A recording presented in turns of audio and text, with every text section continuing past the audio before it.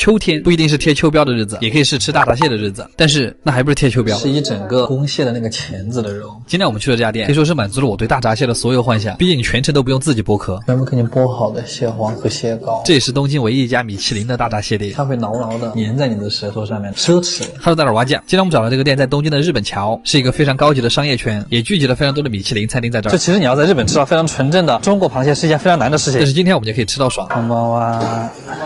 我是做包间，我就坐右边吧。非常的害怕，但是也非常的饿。好了，我们废话说太多，直接开始吧。这是今天打头的小凉菜，红彤彤的糖腌番茄，就像小时候妈妈做的。然后正餐前还会有一小肥汤，这个汤应该是勾了芡的，喝起来很浓稠。哎，越喝越饿。入秋之后的第一口蟹肉，给大家表演一个空口吃蟹肉，它是现拆的蟹肉做的塔，然后上面点缀了一点鱼子酱，一勺送进嘴里，满满的蟹肉，一下又打开了味蕾。接下来就是螃蟹界非常出名的一个菜，醉蟹，一生一熟，熟的就叫熟醉，生的就是生腌。打开生腌蟹壳的那一瞬间，它已经帮你把蟹黄、蟹肉之外的东西都挑走了，它这个味道我觉得非常的神奇。先是那个微甜，然后再是膏黄的鲜嫩绵润，吞下去之后嘴巴里都是酒香，再来一口挂水的那种。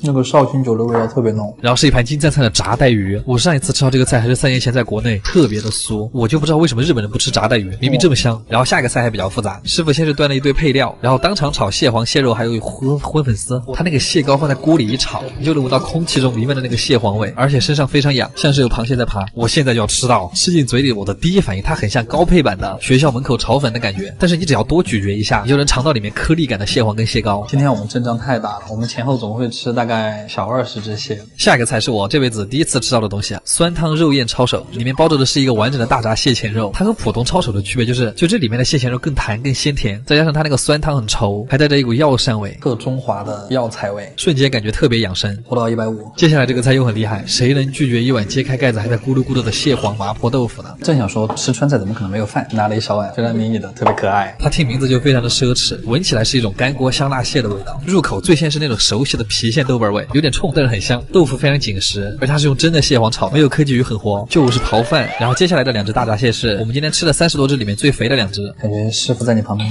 剥螃蟹还是会有点紧张。看着服务员把螃蟹拆开，又摆得整整齐齐，甚至还有点像艺术品。就问这一壳的蟹黄蟹膏，谁看得不迷糊？有大口蟹黄，它这个蟹黄真的是鲜的饭甜，这里面的油香你都不用细品。然后接下来这一盘就是今天的王牌，秃黄油捞饭，橙红的蟹黄和蟹膏看着就很有食欲。把它倒在饭上，我们先尝一口原味，原味吃起来就是很香很甜，蟹膏会粘稠的挂在你的嘴巴里，舌头去舔的时候还会有点难舍难分，但是多吃2口可能就会腻。这个时候加一点旁边的黑醋，就更能激发螃蟹的香气。我发现加了醋溜的更好。这个菜真的太爽了。然后下一个菜非常清爽，芦笋炒蟹腿，就是蔬菜，对，它是蔬菜啊。最后的压轴还挺有意思，是一笼巨大的蟹粉汤包。它这个皮很神奇，它其实很薄，你可以看到里面的蟹肉，但同时它又可以提起来玩，还配了一个吸管可以喝里面的汤，像蟹奶的那个感觉，肉汁混着蟹香，而且它这个里面的肉馅也混合了蟹黄。我感觉这一个汤包就用了好几只螃蟹。收尾的甜品是这种梨汤，喝起来暖暖的很舒服。秋天的梨汤果然就很润肺，吃完螃蟹再喝一碗姜茶，暖暖胃。今天这一顿饭真的让我体验了一把螃蟹自由，而且你是在东京，这家店就感觉比国内的餐厅还好。而且推荐指数9分，看么样？一盒鳗鱼饭可以在日本卖到天价，为什么它可以这么贵啊？据说是因为日本鳗快灭绝了，但这和我们又有什么关系呢？噔噔，鳗鱼饭作为日本很早以前的一种传统美食，我突然开始好奇它最老的店还在吗？然后我就在网上搜到了这家店，果然又是那种开了100多年的店了。这是什么呀？好恐怖！我操，这个棕褐色，删闻一下。今天的废话也很多呢，事不宜迟，我们开始吧。哇，我们目前找到的是1910年开业的，虽然我猜在整个日本应该还会有更老的，但这家112年历史的店已经是我们的极限了。它在江户川桥的附近，又是一家躲在钢铁森林里面的老店呢。日本这种带庭院的店都很贵。这是一个特别老旧的木造房子，我就害怕他们木板下面藏了什么奇怪的东西。哦，すごいね。他们家这个菜单上面的照片是100多年前开业的时候拍的。不要想那么多，开始吃饭。小菜是个豆腐，上面点缀了一点姜丝，果然有钱人都喜欢吃豆腐的，非常没劲。第一个前菜是个小3拼鱼板鲷鱼毛豆，怎么感觉这个前菜比别家都还要穷酸一点？无语。然后第二个前菜是用盒子装的，但是打开之后怎么还是3拼？为什么这个鳗鱼饭的前置步骤那么多啊？豆腐皮儿好吃，但是没什么味道。然后这个是日本人很爱吃的干明太子，是用盐腌的，非常的咸，不应该用来下饭的吗？然后是酱油章鱼头，吃起来更像酱油胶泥。接下来这个是我喜欢的鳗鱼茶碗蒸蛋，很烫，吃的时候小心一点。鳗鱼的那个香味已经渗透到了蛋里，而且我一直觉得鳗鱼的香味和鸡蛋很配。接下来这个也是我很喜欢的海带黄瓜鳗鱼，它是一个凉菜，用烤过的蒲烧鳗配了下面的酸汤，酸酸冰冰的味道特别开胃。然后最后一个前菜是鳗鱼骨，我们见过很多次了，特别的好吃。这个我愿称它为荤薯条。就拿着手吃，嚼起来非常爽。然后盼星星盼月亮终于等来了我们的 C 位，他们家的主角鳗鱼饭，单点这个饭的话是9000日元。虽然这种老店确实好，但就是有点费钱。我们继续鳗鱼饭。鳗鱼饭的传统做法就是先烤后蒸，是为了让那个浓郁的酱汁渗透到鳗鱼的内部。你们看它微微上翘有点焦的那个肉，其实我觉得第一口建议和饭一块吃，因为它米饭里面也是那个酱汁，这才是最完整的口感。哇！你其实夹起来之后闻到的不是酱香，而是那个炭火的香味，因为鳗鱼的肉特别容易附着那个炭的味道。焦炭烤鳗，鳗鱼中间的部分就是要这种一筷子能够夹断，从肉到里面的刺儿都是软的，但是皮一定要是焦的。会放很多的。哦，只有现杀的鳗鱼才能看到里面白花花的肉。接着中途来一口腌萝卜。这个好。据说先烤后蒸是为了锁住鳗鱼最原始的鲜味，所以才会有那种肉眼可见的鲜嫩程度。果然老店的黄肥鳝还是不一样，然后会上一碗鳗鱼干做的汤，烤过的鳗鱼干会让这个汤带上一种苦苦的茶香。最后是一牙哈密瓜，这东西在日本还不便宜。最后我们2个人一共吃了这么多，好像还有点贵。阿基推荐指数8分。尼泊尔料理，等一下它是什么菜？其实尼泊尔是个什么地方我都不知道，更别说这个地方的料理了，我脑子里面一片空白。但是我还是去查了，我网上搜到的图直接把我看饿了。对，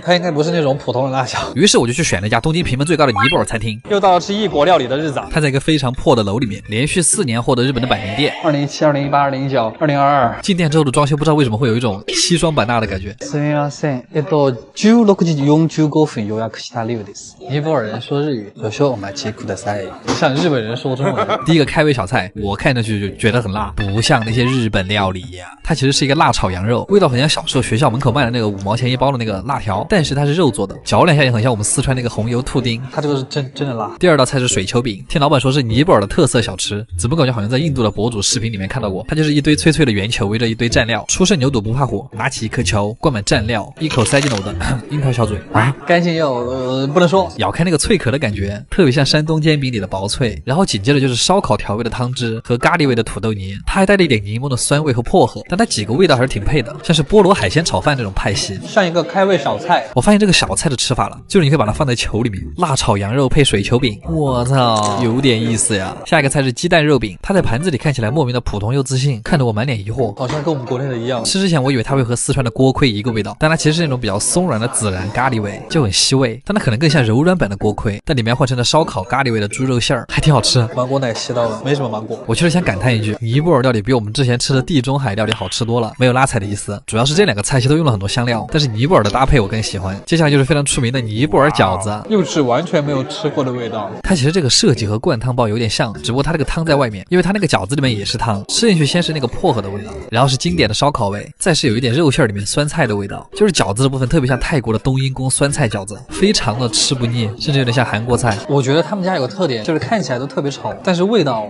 就都是让你难以想象的那种美味。果然我的预判很准，这个菜还是很丑。尼泊尔人炒沙干，哇，这个吃起来真的就新疆味了，口感像是先卤后炸的乐山串串，但是这个更干。要非常注意的是他们家那个辣椒，真的要小心，它大概是小米辣的4、5倍的辣度。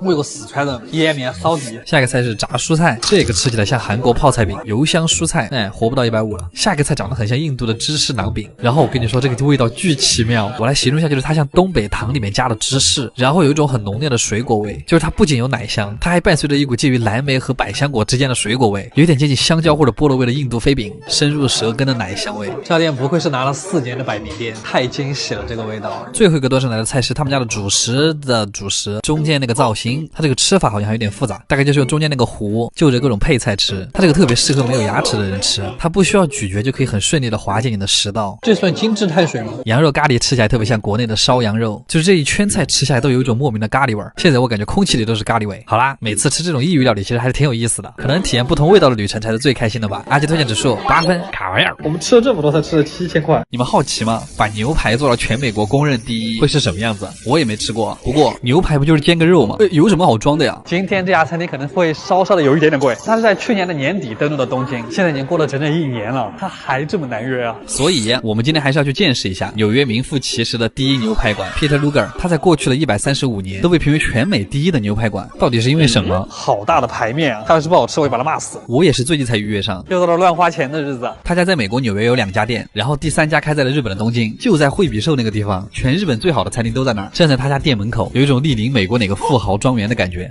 すみません。11時半予約した量です。有一说一，我还是头一回坐在这么富丽堂皇的地方吃饭，有一点点的拘谨。我们还看菜单吧，演示一下我们的紧张。上菜了，开始吧。他家的餐前面包会有好几种，我们选择了个小法棍，但咱们就是说，它比法餐厅的法棍还要硬点。小圆包就非常软了。不过面包只是为了引出一个很厉害的东西，就是他们家的秘制果味烤肉酱。正好我们的第一个主菜就端上来了，厚切培根。这个外貌其实不算特别惊艳，但是它端上来的时候表面还冒着油泡，好厚啊！我真的很爱厚切的猪肉，咬开最外面那层已经被烤得酥脆的皮之后，就能吃到里面比较软嫩的肉和油脂。它会稍微有点肥，但真的很香。空口吃2块会很腻，所以就要搭配旁边的烧烤梅子酱。厚切就是那种非常有层次感的体验。下一盘的烤鱼就清爽多了，三文鱼搭配烤过的西兰花，还有几瓣柠檬，这也不得瘦死。美餐最大的一个特点就是它非常的实在。他们家这个三文鱼真的很出名，它会把里面的鱼肉烤得非常的嫩，你甚至用刀背轻轻一拨它就开了，一口吃进嘴里还没嚼，就嘴巴里就会充满鱼肉的鲜味。而且因为它温度刚刚好，里面的鱼肉吃起来会很有韧劲，鲜味感非常足。我还想再夸一下他们家这个酱，这个酱有卖的。万众瞩目下迎来了今天的主角，牛排还在滋啦滋啦的时候就被端了上来。然后他们家不用选部位，只有剔骨，然后它一半是菲力，一半是纽约客，也是2种完全不同口感的肉。牛排都是当天从美国空运过来，经过28天的干式熟成，且是美国最高等级的牛肉 USD Prime， 所以它在日本可以卖到4万多一盘。来吧，一起来品尝一下号称是纽约第一的牛排。第一口我们吃原汁原味的，因为是干式熟成，它已经过滤掉了多余的部分，所以嚼起来会很轻松，还完整的保留了肉里面最精华的汁水。烤的过程中应该只用了黄油和盐调味，就是进嘴的第一反应就是这个肉很肥很厚实，接着是只有干式熟成才会有那个咸咸的汁水的味道。熟成的那个味道就是像鹿肉刚刚做好之后那个木材的味道，跟日本和牛的完全不一样，就它不是那种软塌塌的口感，它是那种外脆里嫩的感觉，就是最外面那层焦脆的肉真的太上头了，有点像川菜里面干煸过后的牛肉，让人特别上瘾。然后你咬下去又能感受到里面的肉的柔软和牛肉些许的脂肪，哇，有点停不下来的感觉。他们家这个西兰花上面全是油，所以会觉得今天的蔬菜环节格外的轻松。剔骨左边的里脊肉吃起来会更柔软一些，相比刚才比较有弹力的菲力会更好嚼开，可能因为它牛肉的品质实在是太好了，就算是熟成之后你也能吃到牛肉里面那股奶香味。最后的最后他们家没有甜品，但是会给你2个金币巧克力收尾，他就故意让你有一种做富豪的错觉，但他们不知道这玩意儿在国内10块钱买一大兜。总的来说这家店我非常的满意，店里也很有历史感，有种百老汇老洋房的感觉，所以1分钱1分货，这么有名还是有道理的。阿基推荐指数9.5分，卡玩意儿